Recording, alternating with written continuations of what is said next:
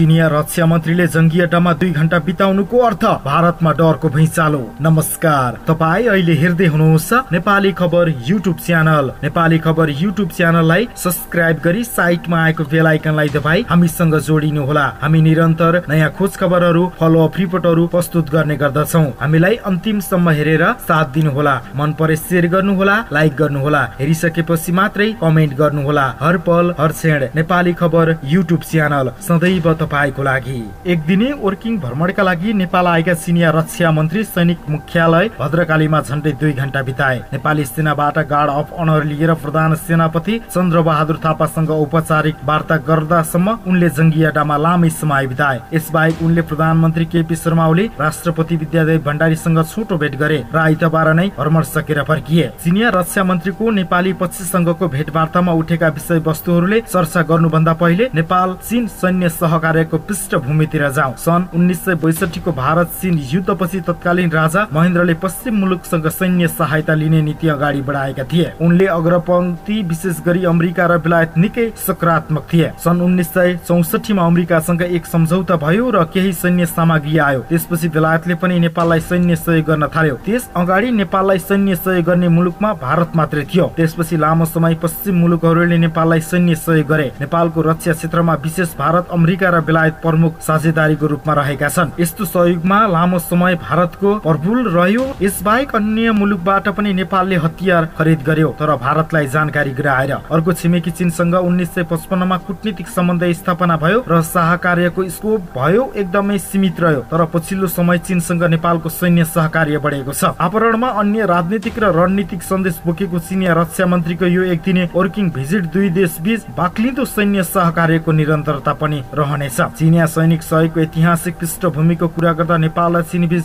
धेरै पछि अर्थात् सन् 1978 मा मात्र सैन्य सहकार्य सम्बन्धी एक समझदारी भएको थियो। तर त्यसपछि सैन्य सहकार्य भने प्रगाढ रूपमा अगाडि बढेन। 1989 मा नेपालको चीनबाट केही सैन्य सामग्री लिँदा भारतले आपत्ति जनाएर नाकाबन्दी दिने गरेको थियो। राजा ज्ञानेन्द्रले 19 माघमा 2061 मा कु गरेपछि भारत, बेलायत र अमेरिकाले आफूले दिएको हतियार नेपालमा प्रजातान्त्रिक आन्दोलन दबाउन दुरुपयोग हुने भन्दै नेपाली सेनालाई दिँदै आएको सहयोग रद्द गर्यो। त्यसपछि राजा ज्ञानेन्द्रले तत्कालीन सैनिक नेतृत्वको सहयोगका लागि चीनतर्फ हात फैलायो। चीनका लागि सहयोग विस्तार गर्ने त्यो एक अवसर थियो। नेपालमा सुरक्षा लगायत चिनिया चासोको ग्यारेन्टी गर्ने राष्ट्रताको अग्रसरलाई चीनले इन्कार गरेर सहयोग रोक्यो। चीनले 1950 देखि नै नेपालको राष्ट्रतालाई भरपर्दो संस्थाको रूपमा लिएको थियो। त्यसैले निरन्तरताको स्वरूप 7 कार्तिक 2062 मा चीनले ठूलो राशिको सैन्य सहयोग गर्ने घोषणा गर्यो। सहायता नेपालमा चिनिया सैनिक सहयोग बढेछ। त्यस सहायताले नेपालको आन्तरिक राजनीतिकमा ठूलो दबाव आएको छ। भलै राजतन्त्रको अन्त्य भएर गणतन्त्र स्थापना भएको छ, आफूले भरपर्दो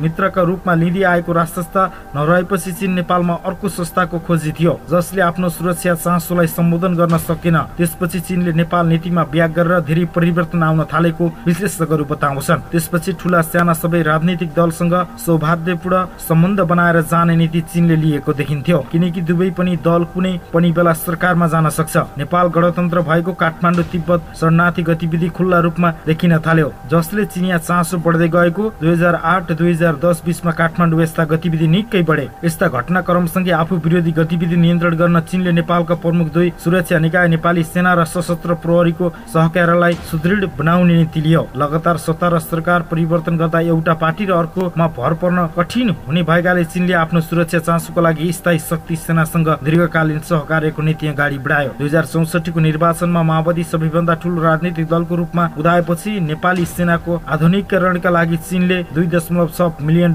बराबरको सैन्य सहयोग उपलब्ध गराउने घोषणा गरेको थियो। तत्कालीन रक्षा मन्त्री रामबहादुर थापाले चीनसँग सो सम्झौता हस्तान्तरण गरेका थिए। संयोग त्यस्तो 12 वर्षपछि चिनिया रक्षा मन्त्रीलाई स्वागत गर्न उनकै थापा गृह मन्त्रीको हैसियतमा आइतबार विमानस्थल पुगेका थिए। त्यसपछिका वर्षहरूमा चिनिया अधिकारीहरू बाक्लो रूपमा नेपाल भ्रमण आइरहेका छन्। प्रत्येक वर्ष सैनिक अधिकृतले एक अर्काको मुलुक भ्रमण गरिरहेका छन्। सन् 2008, सन् 2009 र सन् 2011 र सन् 2013 मा चीनका उच्च सैनिक अधिकारीले नेपाल भ्रमण गरेर नेपाली सैनिकलाई सहयोगको घोषणा गरे। नेपाल चीन सैन्य सहकार्य हिसाबले 2017 निकै महत्वपूर्ण रह्यो। सो वर्ष धेरै नेपाली सेना र चिनिया जनमुक्ति सेना बीच पहिलो सैन्य अभ्यास भयो। लामो समयदेखि भारतसँग भइरहेको सैन्य अभ्यास चीनसँग पनि सुरु भयो। त्यस वर्ष चिनिया रक्षा मन्त्रीले नेपाल भ्रमण गरेर प्राकृतिक प्रकोपसम्म जुझ्न र शान्ति मिसनमा खटिने नेपाली सैनिकका लागि लागि आवश्यक सहयोग घोषणा गर्यो। विश्व शान्ति मिसनका लागि चाहिने सामग्रीका अन्य मुलुकको सहयोग आयात भएपछि सरकारले चीनबाट सहयोग ल्याउन थाल्यो। सन् 2017 मा दुई देशको सैन्य सहकार्यका लागि महत्त्वपूर्ण रह्यो, किनभने यो वर्षबाट नेपाल र चीन सैन्य सहकार्यको सुरु भयो। त्यसपछि 2018 मा रक्षा मन्त्री ईश्वर पोखरेलले चीन भ्रमण गरेर रक्षा सहकार्य सम्बन्धी सम्झौतामा हस्तान्तरण गरे। त्यसबेला सैन्य तालिममा सहकार्य, विपद व्यवस्थापन, औषधि र अन्य उपकरण र शान्ति सेनामा दुई देशबीच सहकार्य गर्ने सहमति भएको थियो। त्यो बेला चीनले नेपाललाई दिने सैन्य सहयोगमा 50% ले वृद्धि गरेको थियो। रक्षा मन्त्री पोखरेलले त्यस वर्षपछि 2019 अक्टोबरमा फेरि चीन भ्रमण गरे। त्यसपछि नेपाली सेना प्रधान सेनापति पनि चीन भ्रमण गरेका छन्। नेपाल चीन सैन्य सहकार्य बढेको समयमा नेपाल आएका चिनिया रक्षा मन्त्री जङ्गी अड्डामा प्रधान सेनापति पूर्णचन्द्र थापासँग विभिन्न विषयमा कुराकानी गरेका छन्। उक्त भेटवार्तापछि नेपाली सेनाले जारी गरेको विज्ञप्तिमा भनिएको छ, सो भेटवार्ताको क्रममा आपसी हित र द्विपक्षीय सैनिक सहकार्यको सम्बन्धमा छलफल भएको थियो। कोभिड-19 महामारीका कारण प्रभावित भएका तालिम तथा शिक्षित आदान प्रदान कार्यहरू सुचारू गर्ने र विगतका सहमति भई सैन्य सहायता प्रगतिका बारेमा छलफल भएको थियो। सो भेटमा चिनिया रक्षा मन्त्रीले विगतमा रहेका सहयोगका प्रतिबद्धता सुचारू गर्ने आश्वासन दिएका छन्। चीनले नेपाली सेनालाई आफ्नो सुरक्षाको चासो सम्बोधन गर्ने एक दीर्घकालीन र विश्वसनीयता संस्थाको रूपमा हेरेको यसले देखाएको छ।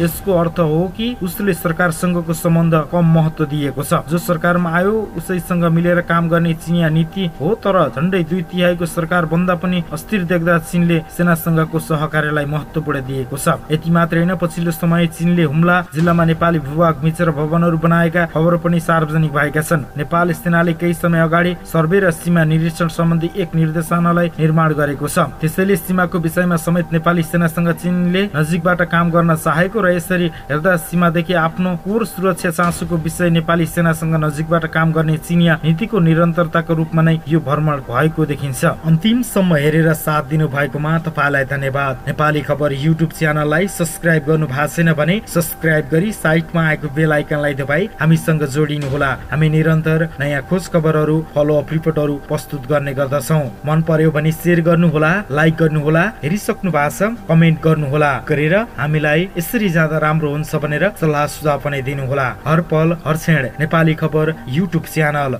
सदैव तपाईँको लागि।